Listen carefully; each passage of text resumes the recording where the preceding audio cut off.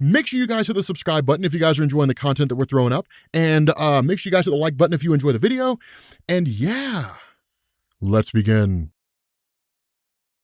Okay, so in this video on Too Powerful for the Marvel Movies, I want to talk about the character of Knull. What I also want to do here is I want to clear up some confusion that people have about like where Knull resides with regards to like the various universes that have existed and like how he compares to cosmic entities and different things like that. So in Marvel Comics, those of you guys who haven't been keeping up with this, Knull the Symbiote God was created by Donny Cates and Ryan Stegman, right? It was basically part of Donny Cates' initial run on Venom. And what we ended up learning is using a combination of different sources. If you go back and you read the old Spider-Man comics, and you go read Secret Wars, there was just this inky black substance that was in a jar, and Spider-Man thought it was a costume, and he put it on, and it ended up bonding itself to him, or at least he touched it. It bonded itself to him, and then he went forward with like an all-black costume. Now, in Deadpool's Secret Wars, Deadpool was the one that told him to go check it out, you know, saying, hey, there's like a costume machine maker or something like that over there. Whether or not you consider Deadpool's Secret War to be in continuity is really up to you. It goes and it just kind of fluctuates. I mean, honestly, it's whatever you want it to be.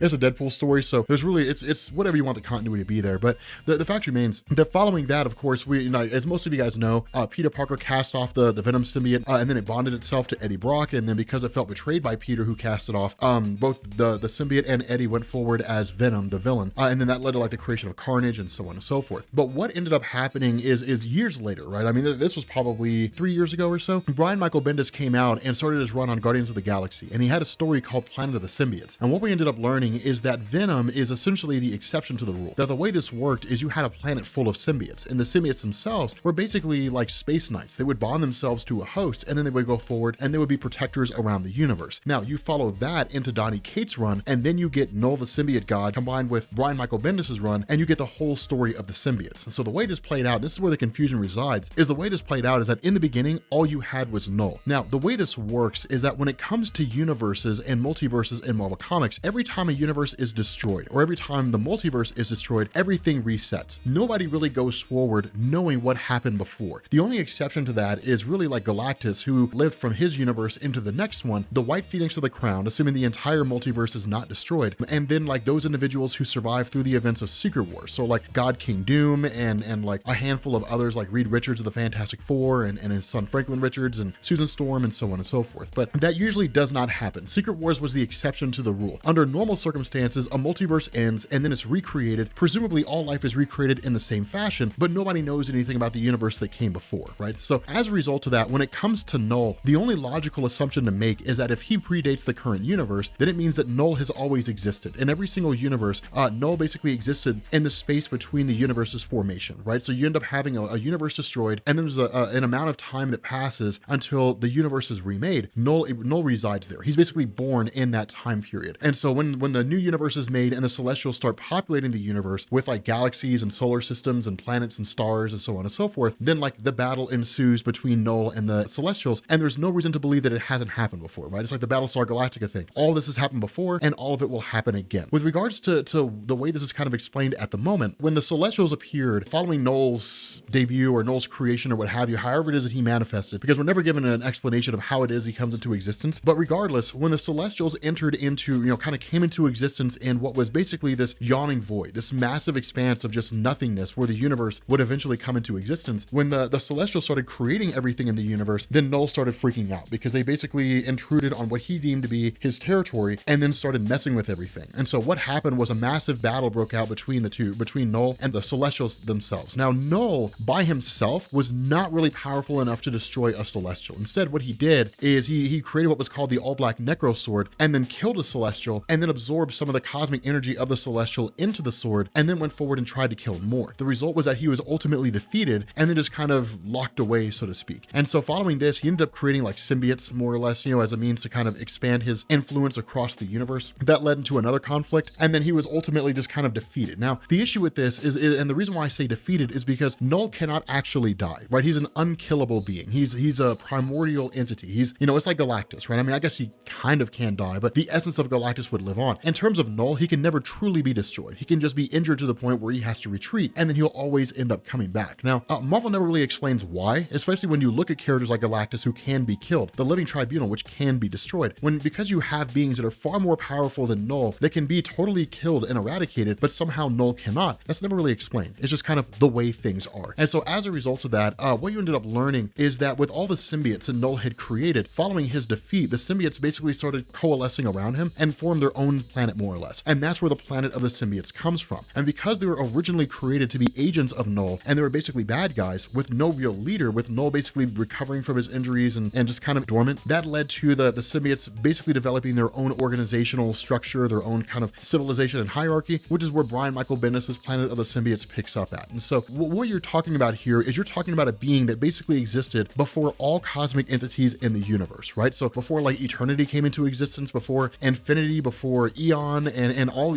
like Mistress Death, before all these beings came into existence, there was simply Knull. And so with someone being that old, being that ancient and that powerful, one of the things to bear in mind is that while he is unkillable, he's not indestructible. And I know it sounds like a contradiction. Like if he's unkillable, he would be indestructible. No, you can injure him to the point where he has to like retreat. And that's why I say with the Marvel Cinematic Universe, as it stands now with what we've seen so far, he would eradicate everybody. Like if Knull was brought into the MCU, like if he just appeared one day or something like that, yeah, he would destroy everybody in the Marvel Cinematic Universe. But the beauty about all this is that there is a way out. Like there is a way for the heroes to essentially win. And that way comes in the form of what's called the light. It's a weird concept. And this was really answered in like a Q&A more than anything by Donny Cates and Ryan Stegman. But if Knull kind of originates in the space where there was nothing, right? Where there was no life of any kind whatsoever, where nothing was created, it was just this massive expanse of emptiness, then the opposite of that would be the existence of everything, right? Like the existence of life and all that kind of good stuff. And that's really like the weakness of Knull. Now, it's really kind of weird. It seems like it's like the movie Signs, right? Like there are these beings out there who, their weakness is water, yet somehow they're able to walk around on a planet that's 70% water and like water vapor and everything. Like they should have just disintegrated on sight, right? Like that's kind of the thing you would expect with Knull, that if his weakness is essentially the light or existence, then in turn, like he would be destroyed as soon as he showed up, like as soon as he appeared. But it doesn't really work that way. When Donny Cates and Ryan Stegman talk about the light, what they're talking about is using what's essentially life-giving forces, right? So like elemental energies, lightning, different things like that, the power cosmic, which has the ability to create life. That's the kind of thing they're discussing. That's the kind of thing they're talking about there. And that's why we say, with Knull at full strength, if they were to run upon him, if like Galactus were to run upon him and use the full totality of the power cosmic, it would probably destroy Knull. But where you also have those kind of weaknesses, you also have weaknesses like honor and different things along those lines, really more like happiness and so on and so forth. I know it sounds kind of cheesy, and it is to a degree, but those are really ways to kind of overpower and remove symbiotes from the equation, as opposed to, just being cheerful and smiling all the time. So kind of focusing on the real meat and potatoes, life-giving forces, this would really kind of come down to Doctor Strange. In the Marvel Cinematic Universe, that's what it would ultimately come down to, right? I mean, having somebody like Captain Falcon show up, and say, hey man, like what's wrong?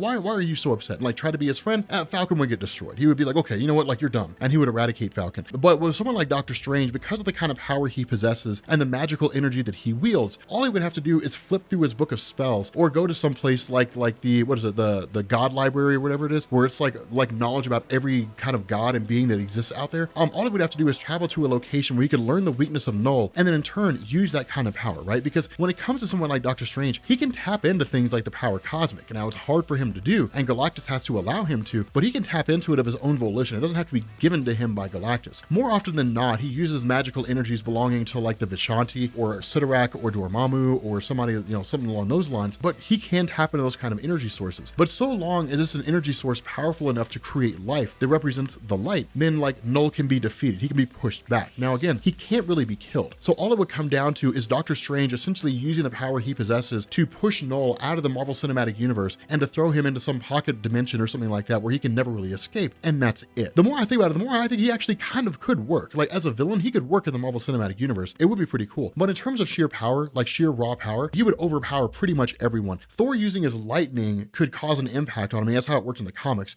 Thor incapacitated him using his lightning, but if anything, it was a facsimile of Knull as opposed to like Knull himself in absolute power in full on 100% rejuvenated form. If that's the version we're talking about, like a facsimile, well, yeah, they probably stand a chance. But if we're talking about Knull full power showing up in the MCU, he would eradicate everybody. For the most part, they would all die. Doctor Strange might be able to save him, but even then, there's no real guarantee. So with that being said, guys, we're gonna bring this video to an end. Let me know what you guys think down in the comment section about this. I'm really curious what your thoughts are. If you are new here to Comic Comics Explained. Make sure you guys hit the sub button to become part of the Rob Corps. If you guys enjoyed this video, make sure you drop a like, and I will catch you all later. Peace.